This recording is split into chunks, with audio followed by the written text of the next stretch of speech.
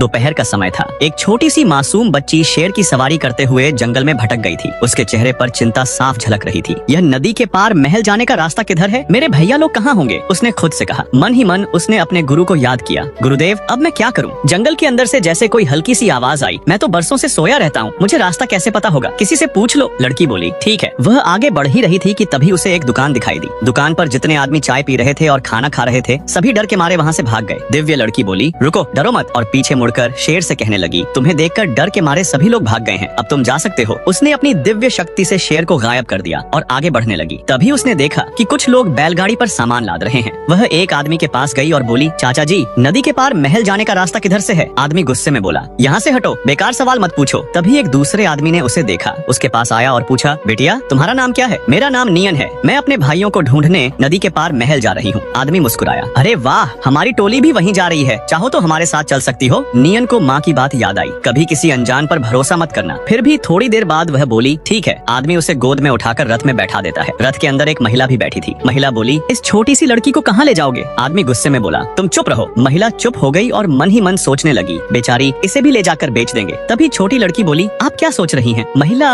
अपनी आंखें पोंछते हुए बोली, कुछ नहीं, मेरा नाम झाओ हुई है। तुम्हारा? छोटी बच्ची बोली, मैं नियन हूँ दीदी। तभी महिला एक रोटी निकालकर उसे देती है। लड़की अपनी दिव्य शक्ति से 2 लेग पीस मंगाती है, एक महिला को देती है और दोनों खाने लगती हैं। तभी उनमें से एक आदमी सूंघते हुए बोला, यहाँ मुर्गे की सुगंध आ रही है। मालिक उसे मारकर बोला, जाकर रथ में बैठ जाओ। वह आदमी जाकर बैठ गया और धीरे से लड़की से बोला, तुम्हें यहाँ ले जाकर बेच देंगे। अगले ही पल वे महल पहुँच जाते हैं। दिव्य लड़की खिड़की से देखती है कि रथ के आगे बहुत सारे लोग बैठकर भीख मांग रहे हैं। लड़की महिला से पूछती है, इतने सारे लोग भीख क्यों मांग रहे हैं और यहाँ कैसे आए? महिला उसके हाथ पर हाथ रखती है और सोचती है कि अब इसे सारी सच्चाई बता देनी चाहिए। वह कहती है, तुम यहाँ से मौका देखकर भाग जाना। अगले ही पल रथ रुकता है। आदमी कहता है, उतारो, महल आ गया। महिला जल्दी से बोलती है, इसका पेट दर्द कर रहा है। लड़की पेट दर्द का नाटक करने लगती है। आदमी दोनों को डांटता है। सिपाही उन्हें ले जाकर एक कमरे में बंद कर देते हैं। महिला और लड़की घबरा जाती हैं। तब एक आदमी सिपाहियों को मारकर अंदर आता है और दोनों को साथ लेकर भागने लगता है। अगले ही पल सिपाहियों ने चारों ओर से उन्हें घेर लिया। तब दिव्य लड़की अपनी शक्ति से सबको गिरा देती है और वहाँ से भाग जाते हैं। आगे जा ही रहे होते हैं कि तभी उसका भाई आ जाता है। वह उसे गोद में उठा लेता है और पूछता है, तुम यहाँ कैसे आ गई? तुम्हें कुछ हुआ तो नहीं? वह उसे लेकर महल पहुँचता है। वहाँ के सारे लोग जमीन पर लेट जाते हैं। दोस्तों, ये वीडियो आपको अच्छा लगा हो तो लाइक एंड सब्सक्राइब जरूर करें।